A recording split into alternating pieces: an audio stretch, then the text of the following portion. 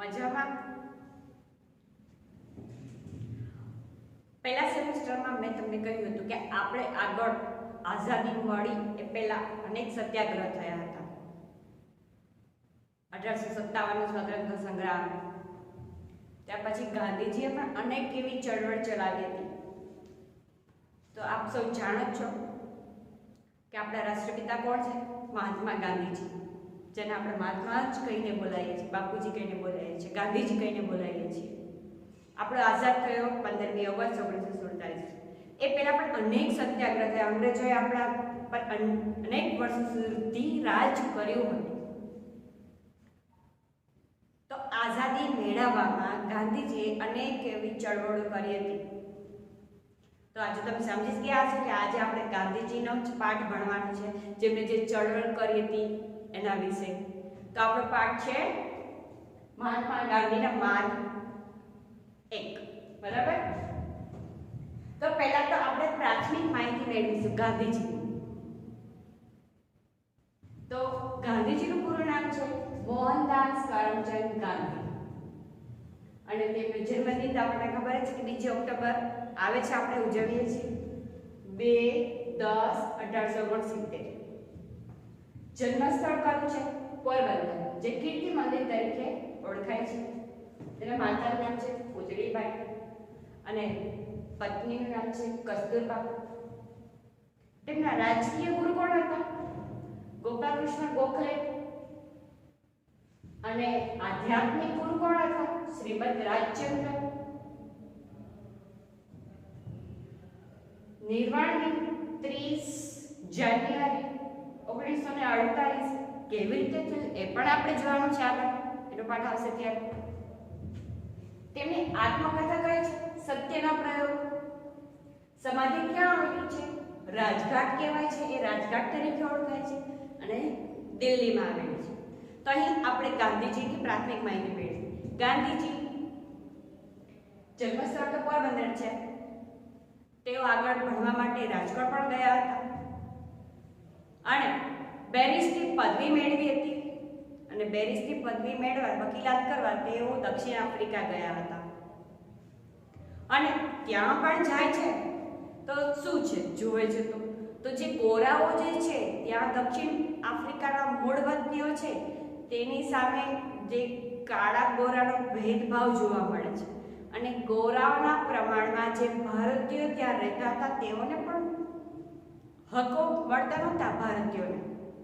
તેથી ત્યાં ગાંધીજી સત્ય અને અહિંસાના માર્ગની પદ્ધતિ અપનાવી, જે સત્યના પ્રયોગો અથવા સત્યાગ્રહ તરીકે ઓળખાય છે. સત્યાગ્રહ તરીકે ઓળખાય છે જે પદ્ધતિ અપનાવી, સત્ય અને અહિંસાનો માર્ગ અપનાવી, તેને સત્યાગ્રહ તરીકે ઓળખાય છે. અને એવું કહેવાય છે ગાંધીજી ડર્બન કોર્ટમાં જોવા ગયા, ત્યાં ન્યાયાધીશે પાઘડી ઉતારવાનું કહ્યું, હુકમ કર્યો ન્યાયાધીશે, પરંતુ ગાંધીજીએ કોર્ટ છોડી દીધી, પરંતુ તેમને પાઘડી ન ઉતારી અને સ્વમાન જાળવ્યું, આપણી ભારતીય સંસ્કૃતિનું. તેમનું આ વર્તન ત્યાં વસતા ભારતીય હતા તેમને ખૂબ જ ગમ્યું. તો ગાંધીજી સાથે અનેક એવા પ્રસંગો બને છે. ગાંધીજી દક્ષિણ આફ્રિકામાં પણ સત્યાગ્રહ કરી અને ત્યાં તેમને હકો અપાવ્યા હતા. અને આજે પણ દક્ષિણ આફ્રિકામાં ગાંધીજીને યાદ કરવામાં આવે છે. તો હવે આપણે આગળ ગાંધીજીએ જે સત્યાગ્રહ કર્યા, જે આગળ ચળવળ ચલાવી, આપણા ભારત દેશ આવ્યા, ક્યારે આવ્યા અને કઈ ચળવળ ચલાવી, એના વિશે આપણે માહિતી મેળવવાની છે.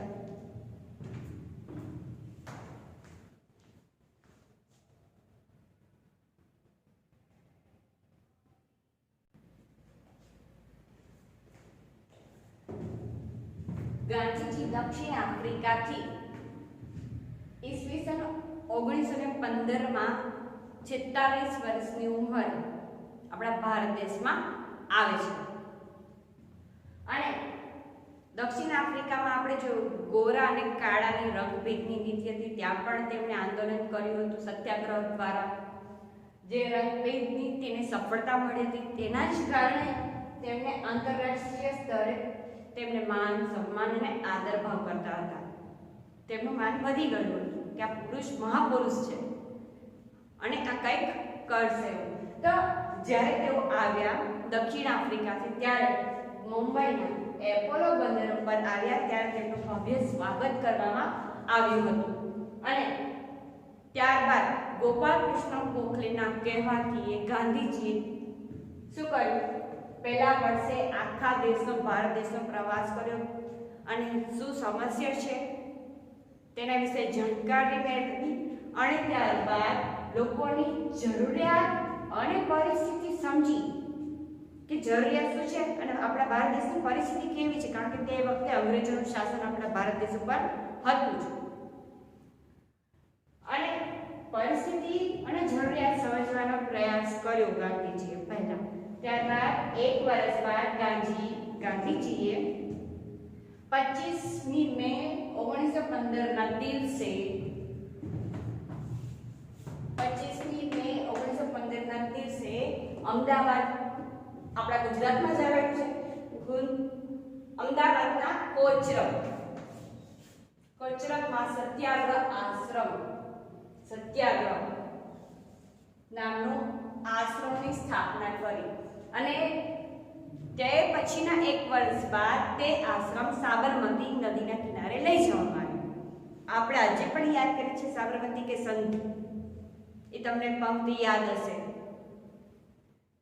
તો સાબરમતી નદીના કિનારે આશ્રમ લઈ ગયા. અને ત્યારબાદ પહેલો જે સત્યાગ્રહ છે, ચંપારણ સત્યાગ્રહ 1917માં થયું હતું. તો હવે જે સત્યાગ્રહ છે એના વિશે આપણે માહિતી મેળવવાની છે. અત્યારે આપણે પ્રાથમિક માહિતી મેળવી, ગાંધીજી દક્ષિણ આફ્રિકાથી આવ્યા અને શું કર્યું. તો હવે જે સત્યાગ્રહ કર્યા તેના વિશે આપણે માહિતી મેળવવાની છે. પહેલો સત્યાગ્રહ છે ચંપારણ સત્યાગ્રહ 1917. એ ક્યાં ચંપારણ સત્યાગ્રહ? તો હિમાલયની તળેટીમાં નેપાળની નજીક બિહારનો છે. આ પ્રદેશ ક્યાંનો છે? બિહાર. હિમાલયની તળેટીમાં નેપાળની નજીક બિહારનો છે આ પ્રદેશ, જે આંબાવાડી તરીકે ઓળખાતો હતો. તો આ સત્યાગ્રહ કરવાની જરૂર કેમ પડી? શા માટે સત્યાગ્રહ કરવો પડ્યો એનું જોઈએ. તો યુરોપિયન જમીનદાર, આપણને ખબર છે કે અંગ્રેજો આવી ગયા હતા, યુરોપિયન પ્રજા આવી ગઈ હતી. તો આ યુરોપિયન પ્રજા હતી, જે જમીનદારો હતા, એ જમીનના ખેડૂતો હતા, એ ખેડૂતોને ત્રીજા ભાગમાં ફરજિયાત ગળીનું વાવેતર કરવાનું અને તેને નજીવી કિંમતે વેચવાનું ફરજ પાડી હતી. અને તેનું ઉત્પાદન સસ્તી કિંમતે વેચવાની ફરજ પાડી હતી. આ એક સમસ્યા હતી. અને તે સમસ્યા સમજાવવા રાજકુમાર શુક્લના આગ્રહથી પ્રશ્નની તપાસ કરવાનું નક્કી કર્યું ગાંધીજીએ કે પ્રશ્ન શું છે. પરંતુ પ્રશ્ન સમજે, જાણે, ઉકેલે તે પહેલા જ ત્યાંના એક મેજિસ્ટ્રેટ છે તેને ગાંધીજીને નોટિસ આપી કે તમે અહીંથી ચંપારણ છોડી દો અને જતા રહો. પરંતુ ગાંધીજીએ એ નોટિસનો અનાદર કર્યો અને ચંપારણ છોડ્યું નહીં. ગાંધીજીએ સરકારને જે ખેડૂતોની સમસ્યા હતી તે સમસ્યા અને મુશ્કેલીઓ તૈયાર કરીને સરકારને રજૂઆત કરી. અને ગાંધીજીએ ચંપારણના મોતિહારી ગામમાં રહીને લડત ચલાવી અને આ લડતમાં ગાંધીજીને સફળતા મળી. તેથી ગાંધીજીની સામે લોકોનો જે આદર, સન્માન, ભાવ વધી ગયો ગાંધીજી. અને આ આંદોલનથી આખા દેશનું તો ધ્યાન ખેંચાયું, પરંતુ વિશ્વમાં પણ તેમનું માન સન્માન વધી ગયું. હવે આગળ આપણે જોવાનું છે ખેડા સત્યાગ્રહ, તેના વિશે પણ આપણે માહિતી મેળવીશું.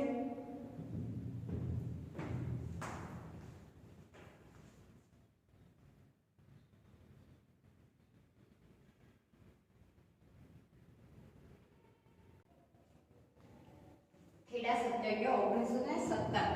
ખેડા સત્યાગ્રહ 1917માં થયો હતો.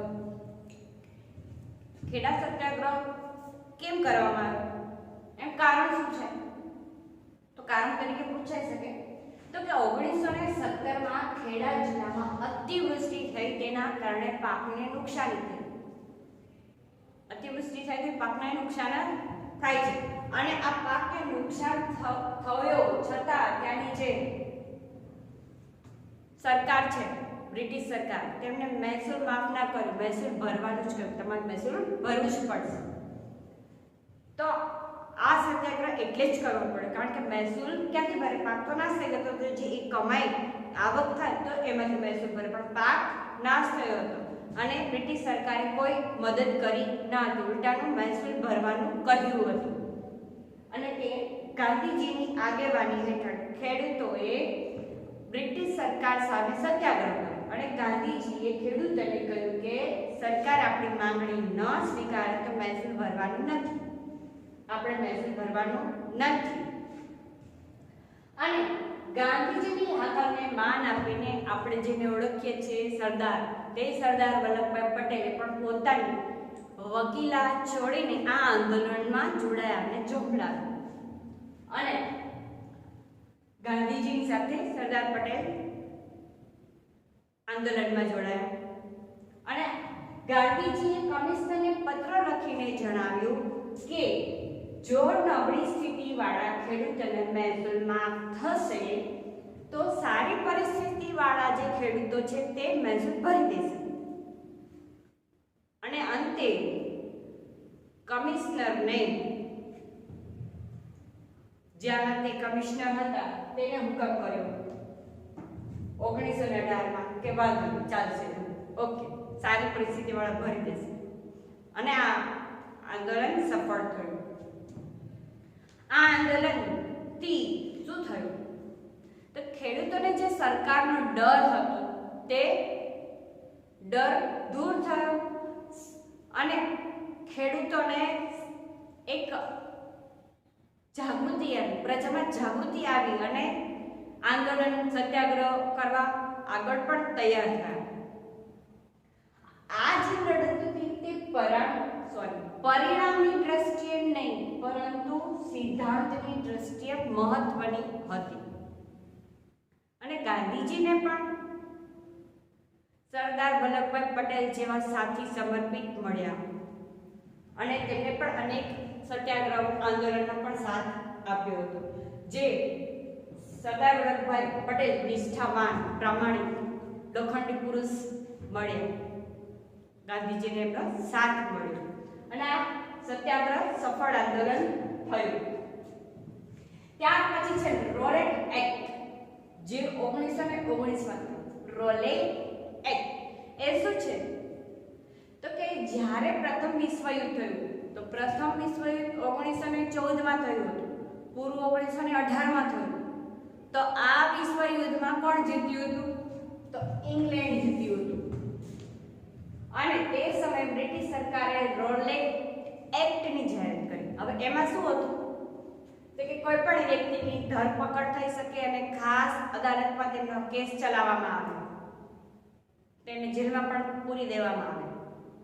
આ એવો કાયદો હતો જેથી કોઈ પણ વ્યક્તિની ધરપકડ તો થાય તે કઈ શું ગુનો કર્યો છે, મેં કર્યો છે કે નથી કર્યો, સલાહ સૂચના કઈ બોલી શકે નહીં, સીધી ધરપકડ જ કરવાની, એવું આ કાયદામાં હતું. તો આ કાયદો એવો હતો કે જે અભિવ્યક્તિની સ્વતંત્રતા જેવા મૂળભૂત અધિકારો નતા મળતા, આ અધિકાર પર અંકુશ લગાવતો હતો. તેથી આમ જોઈએ તો પોલીસને જ વધુ પડતા અધિકારો મળતા હતા. સામે જે વ્યક્તિ છે તેને શું કામ ધરપકડ કરવામાં આવે છે તેને પૂછવામાં આવતું ન હતું. જેની ધરપકડ થઈને ખાસ અદાલતમાં કેસ ચલાવવામાં આવતા હતા. અને બ્રિટિશ શાસન સામેનો આ સમગ્ર ભારતનો પહેલો જ સંઘર્ષ હતો. આપણી પ્રજાએ વિરોધ તો કર્યો, પણ આજે જે છે રોલેટ એક્ટ તે મોટા શહેરોમાં વધારે પડતો હતો, અમુક શહેરોમાં ખાસ. અને આ રોલેટ એક્ટ વિરુદ્ધ સરઘોષો કાઢવામાં આવી, હડતાલો પાડવામાં આવી, તેનો ખાસ વિરોધ કરવામાં આવ્યો. ગાંધીજીએ તેને તો કાળો કાયદો કર્યો. ગાંધીજી આ કાયદાને કાળો કાયદો કહ્યો કે કારણ કે તેની ધરપકડ કેમ કરવામાં આવે છે તે પૂછવામાં કહેવામાં આવતું નહોતું, તેથી આ કાયદો કાળો કાયદો ગાંધીજી કહેતા હતા. આ તમને કારણ પૂછાય, રોલેટ એક્ટ ગાંધીજી શા માટે કાળો કાયદો કહેતા હતા? તો કારણ કે આ કાયદો અભિવ્યક્તિની સ્વતંત્રતા જેવા મૂળભૂત અધિકારો પર અંકુશ લગાવતો હતો, તેથી આ કાયદો કાળો કાયદો કહેવામાં આવતો હતો. સરકારે આ આંદોલન દબાવવા માટે અનેક પ્રયત્ન કર્યા, દમનકારી માર્ગ પણ અપનાવ્યો હતો. તો અહીંયા તો આ રોલેટ એક્ટ. હવે આપણે આગળનું જોવાનું છે જલિયાવાલા બાગ. એ તો સૌને ખ્યાલ છે, નામ તો સાંભળેલું છે, જલિયાવાલા બાગનો હત્યાકાંડ. એના વિશે આપણે માહિતી મેળવવાની છે.